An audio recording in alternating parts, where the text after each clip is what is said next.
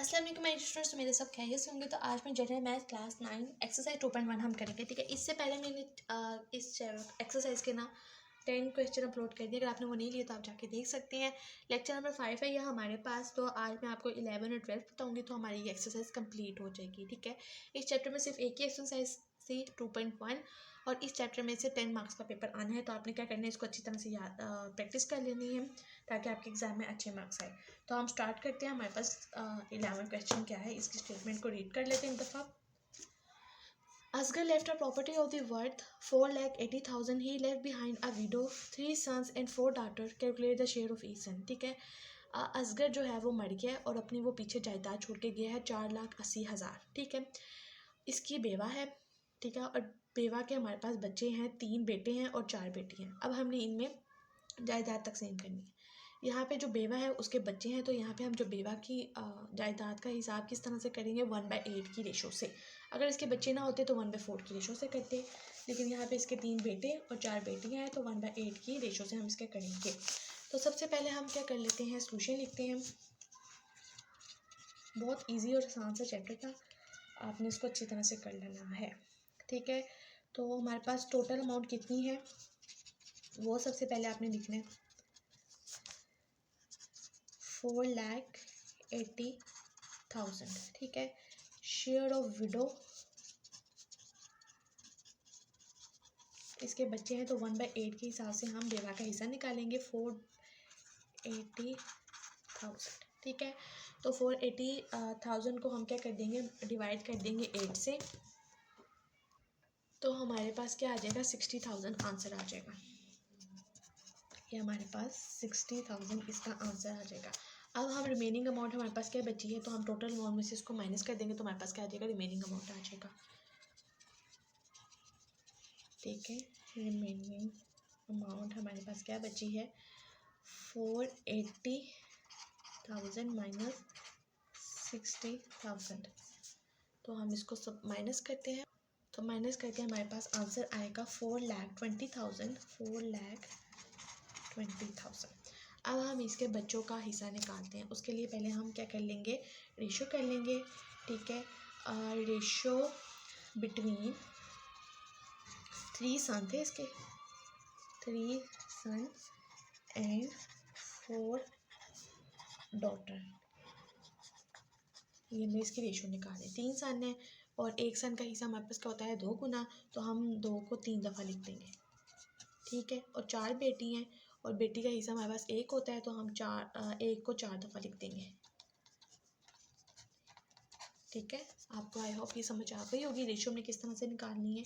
इसके बाद हम इसको सम कर देंगे, ठीक है। 2 + 2 + 2 इसको हम सम करते हैं कैलकुलेटर से, 2 + 2 + 2 1 + 1, तो हमारे पास 10 आ जाएगा इसका आंसर, ठीक है। अगर हम इसको सम करते हैं तो हमारे पास क्या आ जाएगा, 10 आ जाएगा।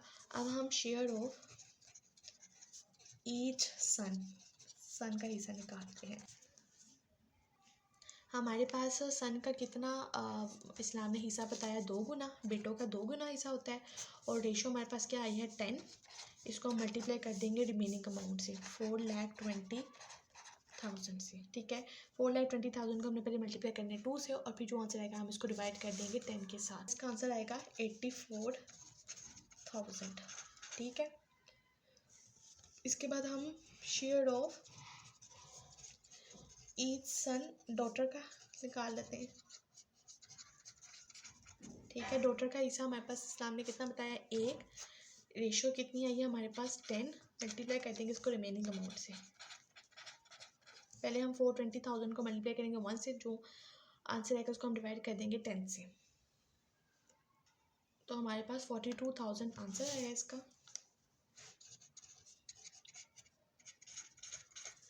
ठीक है। तो एंड पे आपने लिख देना है थस शेयर ऑफ विडो, ये आपको यहाँ पे ना, ठीक है। शेयर ऑफ विडो, बेवा का हिस्सा कितना था, 60,000, 60,000, ठीक है। शेयर ऑफ ईच सन, इसका कितना आया है 84,000। और share of each daughter, and पे आपने ये भी लिखना है ताकि एग्जामिनर को आंसर ढूंढने में मुश्किल ना हो। तो डॉटर का इस कितना हिस्सा आया है 42,000। ठीक है, अब हम इस आंसर को बोल्ड कर देंगे ताकि आसानी से हमें एग्ज़ाम में मार्क्स मिल जाए।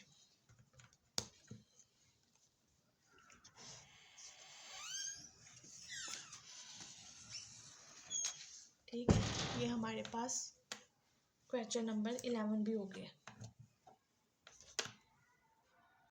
अब हम इस एक्सरसाइज का लास्ट क्वेश्चन देख लेते हैं, क्वेश्चन नंबर 12। ठीक है, इसके हम स्टेटमेंट को पढ़ लेते हैं। Najib left a wealth amount to 4 lakh. ठीक है, नजीब जो है ना वो हमारे पास 4 लाख छोड़ के ये ही लेफ्ट बिहाइंड अ विडो, और एक इसकी बेवा है। While they do not have any child, जिसका कोई बच्चा नहीं है। ठीक है, तो हमने नजीब की बेवा में जायदाद को तकसीम करना है। ठीक है, इसका कोई बच्चा नहीं है, तो हम इसको 1/4 के हिसाब से इसकी जायदाद निकालेंगे क्योंकि बेवा का कोई बच्चा नहीं है। तो हम क्या करते हैं, सोल्यूशन पर ही लिख लेते हैं।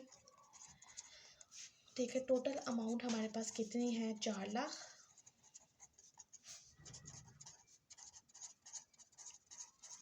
ठीक है, शेयर ऑफ विडो। ठीक है, बेवा को 1/4 के हिसाब से करेंगे क्योंकि इसका कोई बच्चा नहीं है।